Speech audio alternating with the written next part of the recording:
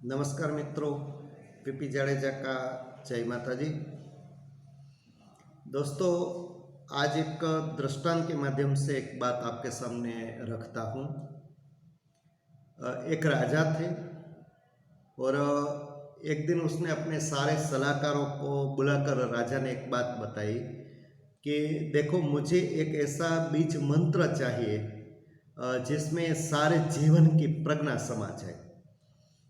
राजा के सलाहकारों ने सोचा कि इसके लिए तो हमें कोई संत के पास जाना चाहिए कि उनके पास अगर कोई ऐसा बीज मंत्र हो जिसमें सारे जीवन की प्रज्ञा समा जाए। हम तो कुछ नहीं कर सकते। राजा के कहने पर सारे सलाहकार ऐसे संत की खोज में निकल पड़े। खोजते खोजते सारे सलाहकार, राजा के सारे सलाहकार पहाड़ों पर चढ़ गए और उस पहाड़ों के बीच रहने वाले एक संत के पास राजा के सलाहकार गए। सलाहकारों ने संत के पास जाकर राजा की इच्छा बताई कि हमारे महाराज ऐसा चाहते हैं, उसको ऐसा बीज मंत्र चाहिए जिसमें सारे जीवन की प्रज्ञा समा जाए। बस संत ने एक ही पल में सोचकर एक चिट्ठी निकाली, एक कागज का टुकड़ा निकाला और कागज के टुकड़े पर संत ने एक वाक्य लिख दिया। कागज के टुकड़े पर लिखे हुए उस वाक्य को संत ने कागज में मोड़कर उस कागज को एक अंगूठी में रख दिया और उस अंगूठी संत ने राजा के सलाहकारों को दे दी।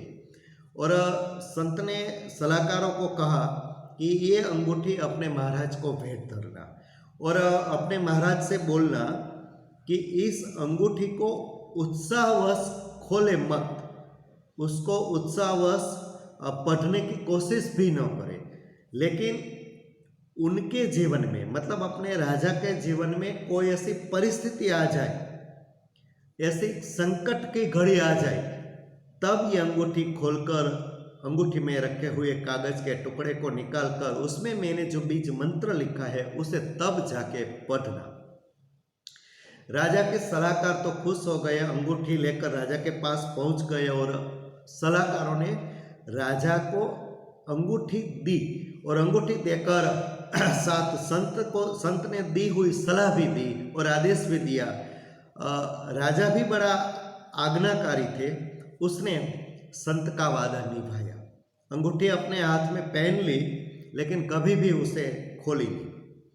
लेकिन कुछ दिनों के बाद राजा के राज्य पर शत्रुओं का आक्रमण हुआ और शत्रुओं ने हमला बोल दिया। राजा संकट में आ गया।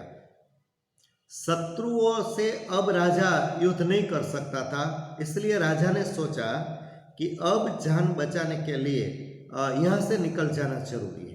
राजा अपने घोड़े पर सवार होकर अकेला भागा जा रहा था।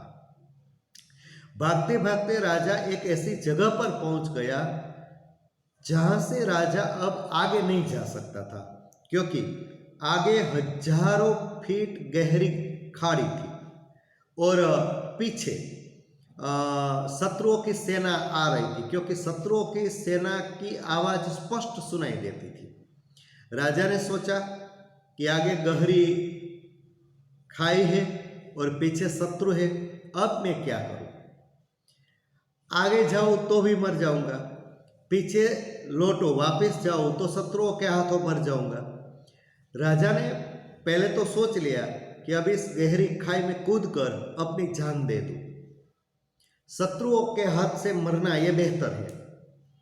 राजा कूदने जा ही रहे थे, तब राजा को संत द्वारा दी गई उस अंगूठी याद आई। राजा ने अंगूठी खोलकर उसमें जो संत ने कागज मोड़कर रखा था वो कागज निकाला और कागज पर लिखा हुआ यह वाक्य बीज मंत्र राजा ने पढ़ा। संत ने उस कागज में लिखा था, यह भी बीत जाएगा। राजा यह पढ़कर सोच में पड़ गया। उसके मन में गहरा सन्नाटा छा गया। उसने सोचा कि क्या सचमुच यह भी बीत जाएगा? राजा कुछ पल वहां रुक गया। जो गहरी घाटी में, गहरी खाई में कूदना चाहता था, वहां राजा कूदा नहीं और थोड़ी देर रुक गया। हुआ यूं कि पीछे से जो शत्रु आ रहे थे वो दूसरे चौराहे से कोई अलग रास्ते पर निकल गए और राजा बच गया। राजा वापिस आ गया। अपनी सारी सेना को राजा ने फिर से इकट्ठा किया और फिर से राजा ने अपनी सेना को इकट्ठा करके युद्ध किया और युद्ध करके अपना साम्राज्य राजा ने वापिस ले लिया। अपना साम्राज्य वापिस ले लेने के बाद, युद्ध जीत लेने के बाद राजा ने बहुत बड़ा उत्सव किया।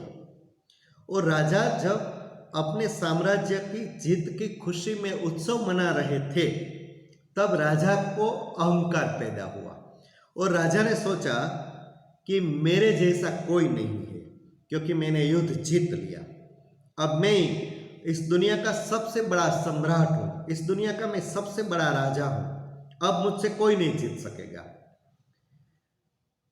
तब फिर से राजा के मन में संत के द्वारा दिया हुआ वो बीज मंत्र फिर से याद आया कि यह भी बीत जाएगा। यह सोचते ही राजा के मन से अहंकार विदा हो गया और राजा विनम्र हो गया। दोस्तों, हर चीज गुजर जाती है, सिर्फ तुम बने रहते हो। दोस्तों, तुम सत्य हो, बाकी सब स्वप्न है। परिस्थितियां आती है और चली जाती है। हमें कहीं जाना नहीं है, हमें जानना है, हमें रुक कर जानना है।